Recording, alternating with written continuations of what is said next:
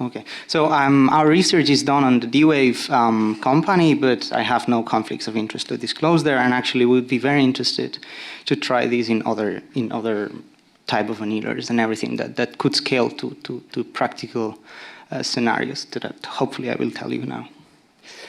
So I'm a neuroscientist myself, and the brain and basically neural systems are composed of individual systems, individual elements that they connect and interact.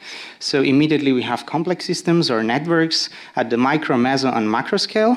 So this creates for a very long different types of NP-hard problems that will require new theoretical and computational tools to understand. And perhaps even more surprising is that cancer cells in the brain also interact with neurons and form cancer networks. So actually, my primary research is to understand these interactions, these networks, and see how they relate to, for example, patient survival, clinical trial management, et cetera, et cetera. And in one particular case, very important, I would say, is that the modularity of these cancer networks seem to be very important to understand patients that survive much lower, much less time than patients that, for example, exhibit low modularity cancer networks. And even the risk associated to this modularity is comparable to standard clinical biomarkers. So what we propose to do essentially is to do neuro-oncology with quantum annealing, which makes us either pioneers or very stupid. So maybe it's your, you will see now what you will come to a conclusion perhaps. So the problem that we try to solve is to maximize the modularity of these networks and see also the structure that unfolds. So for sure, this is quite simple. I would say we have a graph and a set of edges. And for our purpose, we have a community with each a subset of nodes. It's not a subgraph. And we have a community structure, which is, for example, a set of communities. For our purpose, it is also important to see that they are not overlapping, but it might also be possible in some cases. In the early 2000s, Neumann's defined that the quality of a given community structure can be expressed like this, which is essentially how the nodes are connected within the community with respect to the intercommunication between communities, right? So this is the function that we want to maximize, and the problem is that we don't know C, we don't know the community structure, so that's what we try to find. And then you have community detection algorithms that just maximize this function over all the possible spaces of C. And then you compute the modularity of that community structure, and you have the modularity of the network. And it's quite easy to see or to expect why this is an NP-hard problem, because you have like multiple communities to try. So how do we start? With the simplest case scenario, which is that we suppose we have only two communities, and then we define a spin variable for every node in the network, which is +1 or -1, depending on the community that it belongs. You do some algebra, and it turns out that you actually have a Hamiltonian or an Ising system that, you know, the interaction, the coupling terms are basically described by, depend on the particular topology of the network that you're trying to study. Then you do the cubo mapping, so from Ising to binary, you do some, again, very simple algebra, and then you obtain, in this case, a cubo. Right, and this you can already solve quite good, I would say, with any annealer, but in this case with D-Wave. But the obvious limitation here is that you only have two communities, which is not at all what you find in the brain or in neural systems, and basically also not in societies. So what you propose, or what's been proposed as well, is that you end up with a discrete, with an integer variable that is coded with the Kronecker delta that basically computes whether two nodes belong to the same community or not. And then you do, once again, some algebra, you end up with a Q-state spots model. And this you can solve with some software available already on D-Wave with this DQM, discrete quadratic model, and then some leaf hybrid sample. And it works, but it's very slow, actually consumes a lot of time, and you have absolutely no clue what's going on inside. So it's a bit disappointing, to be honest. So we wanted to go a bit further. One possibility is also, hopefully it's been described as well in previous talks, so you basically encode every spin in one hot encoding vector. You do some algebra once again, imposing the constraints via these penalty weights or Lagrange multipliers, and then you end up again with a cubo, and then you just optimize this, which in practice is possible, but there's a problem that you don't know these numbers, And you have to set a maximum number of communities detectable, which is the dimension of the one-hot encoding vector. If you set it too small, you might miss communities. If you set it too high, you're obviously wasting resources, right? So we actually failed, very, very successfully failed to find any combination of these things. So we just said, okay, we have a problem and we have to solve it, or we just stop, right? So what we kind of thought is that, well, we know how to solve a problem with two communities.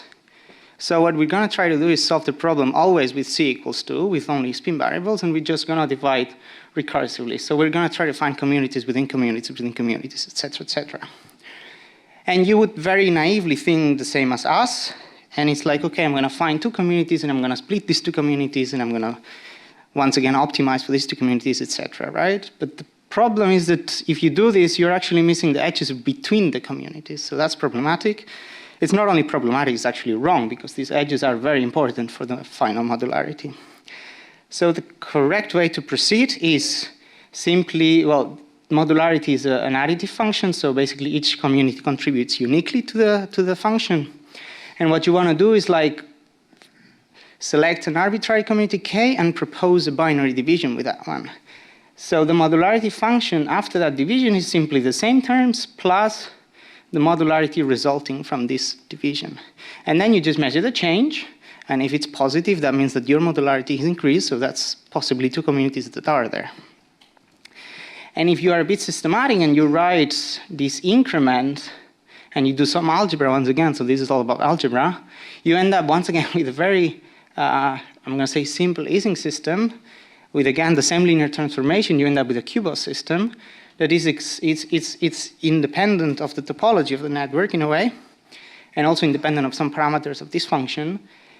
And actually it's the same function, but instead of having the modularity matrix, you have the generalized matrix, which is a subset of the original one. So you just compute this generalized modularity matrix within the community you are trying to split.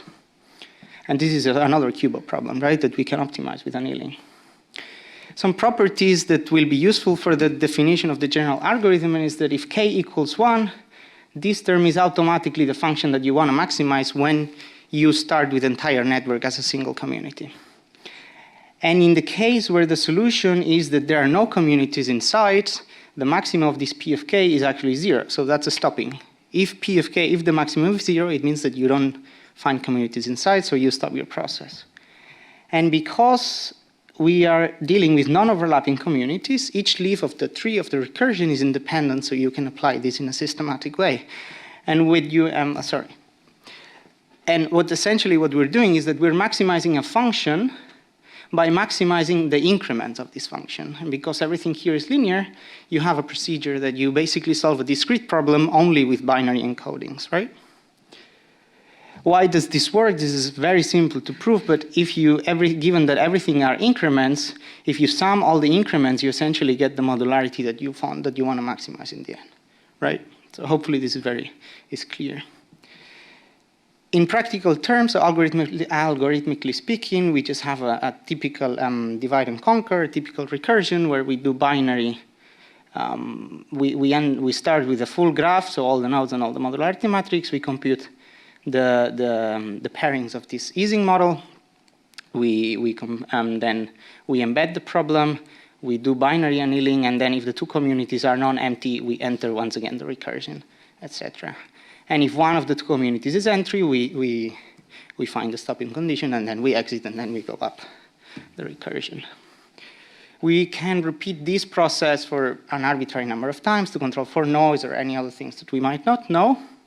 And I'm just not going to go too deep into it, but the problem is a clique. So this generalized modularity matrix is a clique, so we can use this clique embedding that it's pre-computed at the beginning, and it's also some faster than recomputing the embedding at every time in the recursion. And this is what we test. So we tested against the Louvain and the Leiden algorithms and some others, but these are very good algorithms that kind of already solve the problem that we are trying to solve, but just for comparison. We start with toy models, and then we build up to realistic cases. So first of all, the variability. These consensus matrices encode the variability of the solutions. It's actually very comparable to that one on Louvain in the case where we're trying to detect triangles. And every dot here is an instance of this recursion. And it's enough that just one of these instances gets the maximum modularity. The rest doesn't really matter. And actually, in most of the cases, we get the same result as this Louvain. In this one, for some reason, we don't. And then in this case, for some reason, we improve. So I would say that they are comparable. And what was more interesting for us is that we can scale to 150 and slightly better, slightly more logical qubits, right? So this is interesting for neuroscientists because the brain is not only 2 nodes. It's kind of actually quite more. This quadratic club network is also very well known. It's kind of, the solution is also very well known. The annealing procedure emulates all these classical and even with Gurobi, same communities, etc. And then what I would like to point out here is that this DQM performed it took a lot of time. So this is actually, it can solve very large problems, but you find the problem of practicality because you can't use it very often because you continually need to ask for minutes in the system. And then we generated systems that are networks that are found more in the real life. So in social networks, in neuroscience, in biology in general, right? So in black we have our solution, in the dashed blue we have Leiden, and in red we have Louvain. And in this case it's fantastic, in this case it's also fantastic. So I have not mentioned, but it also works for directed scale-free with a small tweak. But it's irrelevant, I would say. And then in these two intermediate cases, I wouldn't be able to distinguish which one is better. So what we're saying basically is just like there's another algorithm, and since all of them are incorrect, probably you just try all of them and you get at the best. So yeah, so up until here everything is convincing, hopefully. But there are two hidden things that we should consider. First of all is that we are also using a heuristic here. So we are using quantum annealing with a heuristic, which is that we suppose that the modularity can be maximized with small increments of binary instances. So that's a heuristic, which may not be true for all the cases. And the other one is that, well, we're using binary quantum annealing or quantum annealing in general multiple times. So how does this scale, for example, as we go with bigger and bigger problems? So we try to address also these questions. There are some upsides of it, is that if the network has hidden hierarchies, we can exploit them, and we can interpret them as well. And another good thing I would say is that we use less binary variables, less logical qubits compared to the one-hot encoding. And I will show this once if I have time, yes. So the first point, if the network is hierarchical in nature, we should be able to do better. And this is what we find here in this region that I've shaded. These are networks that are called scale-free, so with power law exponents between 2 and 3, and these possess very structured hierarchical, they are very hierarchical in nature, and what we observe is that the increase on the modularity found by our procedure compared to Louvain and Leiden is higher. So basically we seem to be perform a bit better. Not so much when we scale to bigger networks, but maybe there are other factors in play. And also, we also see the opposite trend here as the alpha exponent, as the power law exponent decreases, we move away of this hierarchical tree, and what we see is like worse performances in both cases as we scale to N100. This is the interpretation of the hierarchy, so you basically plot the communities found at every step on the recursion, and you get a dendrogram, and this may or may not have meaning. But in the case of the brain, so we are using 166 nodes here. So there's no new neuroanatomy to be found in this picture, but it proves that here, for example, this community is the cerebellum. So it's detected as an isolated anatomical structure, so that's good. And also, if we consider the first division, we essentially get the left hemisphere and then the right hemisphere in most of the cases. So it seems to be working quite well in a real-like system, right? So this could have potential for applicability. So and then the last problem that I mentioned is complexity and scalability. This actually took us some time to understand. This was a comment from a reviewer. But we think we found somewhat of a solution to understand if this can scale to larger and larger systems. You, of course, need to take into account that you need to compute the modularity matrix, even though it's just one time at the beginning. This is n squared, because there's an outer product here, that there's no way to bypass that. So that's a constraint, let's say. And then at every step of the recursion, you have the generalized modularity matrix, which is computed in linear time, so there's only one summation here. And the problem is that we have the complexity of the quantum annealing step, which we don't know. It may depend on the energy gap or things that even the annealer probably, I would say. But we can suppose some function f of n. And then the recursive tree to solve of a problem of size n is the time to solve the recursion tree in the first community, the time to solve the recursion tree in the second, and then the time to compute this given step. So this is just to show that this recursion is an instance of an unbalanced and dynamic tree. So there's a theorem that tells us that the solution for the time has an asymptotic, or let's say closed form that we can compute as long as the characteristic equation holds, and in our case p is equal 1, so we just plot p, and then we have all the asymptotic solutions.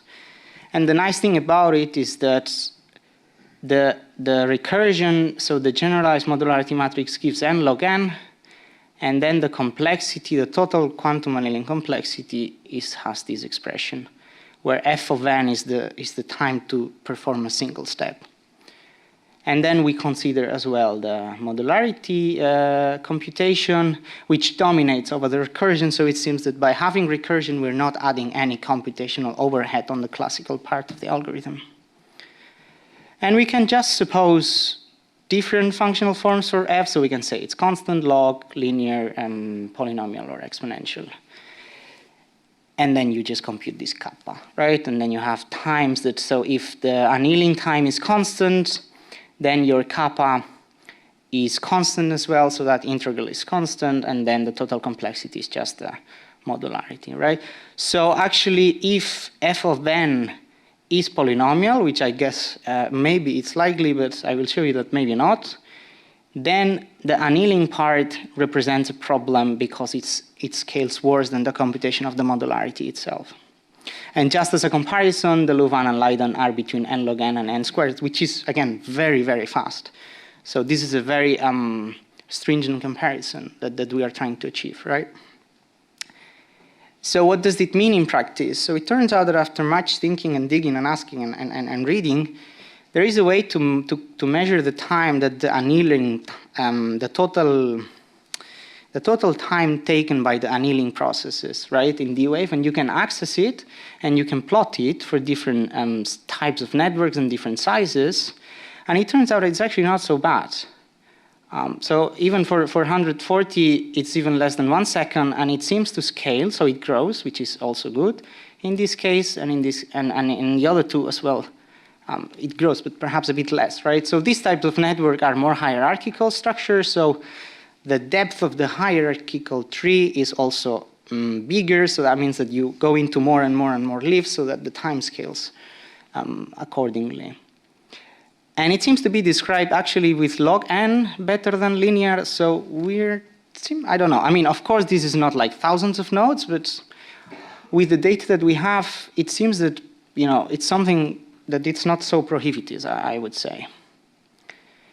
And one last thing that I want to mention is that we can perform the same thought experiment, and we can just compare how much complexity we have in the recursion and how much complexity we would have if we would use one-hot encoding. So no recursion at the cost of adding more logical variables. We can think that we can allow basically n additional variables, so we would allow every node to form its own community, but this is not very realistic, and actually from the resolution limit, which is some theoretical statistical physics result of the modularity, we think it seems that we just need square root of the nodes that of the original network. So we end up having a function that is a function of n square root of n. Once again, if the complexity would be constant, then of course one-hot encoding is better. Even if the complexity is log n, it seems that the one-hot encoding is still better, but then immediately after, it's more efficient to use recursion. I've shown you that in our case, this kappa, so we are probably in this regime in our experimental case, but here I'm not considering that we still have to fit the proper value for the Lagrangian multipliers to have the constraints met, right? So this will probably add a lot of computational overhead as well. And just to finalize, to mention a bit the software perspective where this was implemented on. So at CipherNet, they're in Krakow, the supercomputing center. They have a library where they have multiple problems implemented that they can be converted in all the types of QUBO cost functions that I've described as well. And then you just use whatever, all the solvers that CipherNet has access to, including the D-Wave Advantage, which is the one that we used. And we basically implemented within this library the community detection problem, we call it. And on top of that, we implemented the hierarchical structure. So we basically leverage QHyper, and then we use we implement the recursive algorithm on top of QHyper, including as well different solvers. And yeah, so what we would basically advocate is that, look, there are this bunch of solutions to this problem. Quantum annealing seems to be another one, and in some cases might work better, in some cases might work less better. And it doesn't seem to be prohibitive, the time. So to sum up, I've presented the practical case of quantum annealing that is potentially useful for neuro-oncology or neuroscience in general. We kind of invent our own hybrid algorithm, I would say, where we solve a discrete problem with only binary instances, without having competitive performances across state-of-the-art, and yeah, a potential speed up. Maybe this is too optimistic, but definitely you have more control over the process than with DQM. And then the complexities doesn't seem to be prohibitive as the system and hardware will constantly improve over time, I think. Very briefly, I did not talk about these three issues, which is the embedding strategy. So there might be optimal procedures to encode the problem by changing how the logical qubits are represented by the physical qubits. There are a few papers that study that in different problems, so we have to, of course, read them. For our case, we did some experiments where the gamma parameter in the function at the beginning, we change it and it seems to be stable, but in some cases, this gamma really does something strange to the Hamiltonian, and then performance decreases a lot. So we have to understand that part as well. And we scaled to the maximum that we could, so n equals 169, but we want to go further, so maybe with new topologies and on all of these.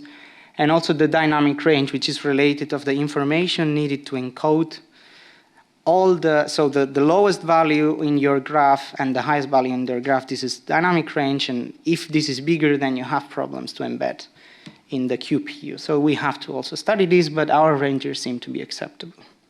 And with that, I would like to thank my collaborators. So this is a very diverse set of expertise that made this possible. Also funding in this case, and just we have a preprint that it's not been updated since the last review, but we're working on, I think it's the third one, so hopefully we will update it by the end of the year as well, and it will be out. And with that, I thank you for your attention, and yeah, thanks.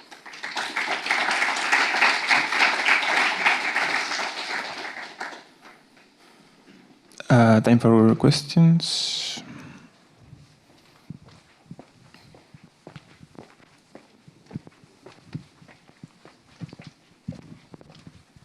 Gracias.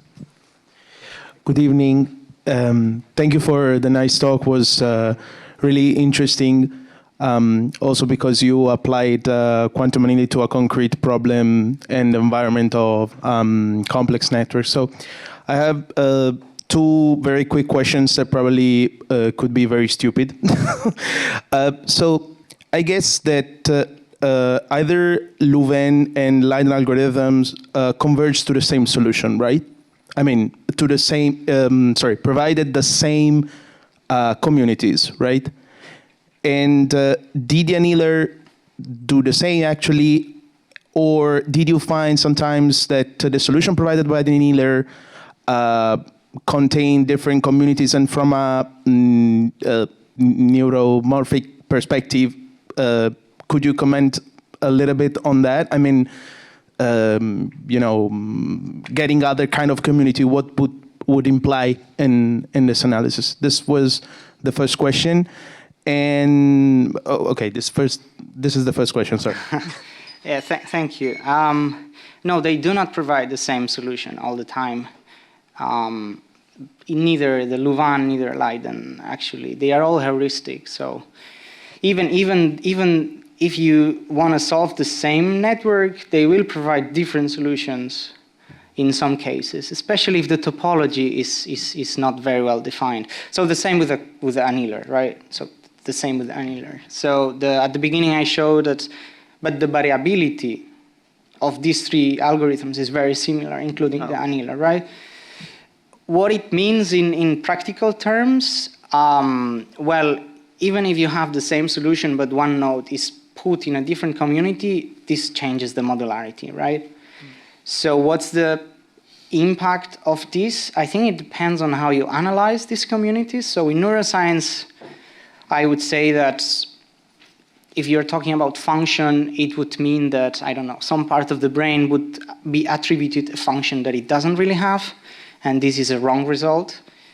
But I would say that the implications are not that important. But if we're looking for biomarkers, for example, you have that, okay, this patient has a modularity of 0.7 when actually it has 0.75. So that means that this patient is being wrongly managed from this point of view. So using the annealer alone would be wrong, but using Louvain or Leiden alone would be wrong. So you would actually, if you understand that the modularity is the highest one, you really need to find the highest one, and you have a set of possibilities. So what we would say is that, okay, here's quantum computing as well, but I'm not saying use it because it's better, right? In some cases, perhaps, but yeah.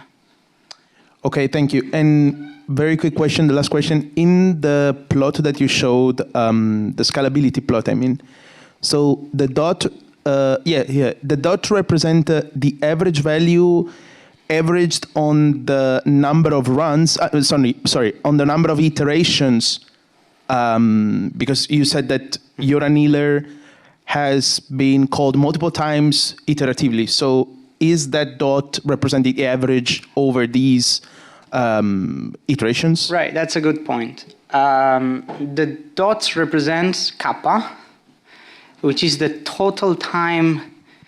So at the first level of the recursion, you call the annealer, and then you call it twice more. So you add up all these times and you get kappa. But we only plot, or we only consider the run that delivered the highest modularity.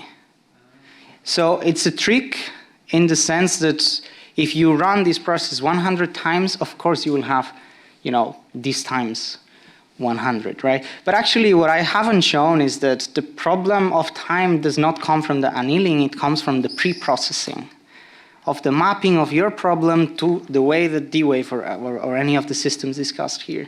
So this is a problem, I would say, more than, because the times of Louvain are very simple. So I would say that the problem is that one, rather than the annealing. Yeah. Thank you. Okay. I don't know if we have time for more questions. Otherwise, let's thank again Joan.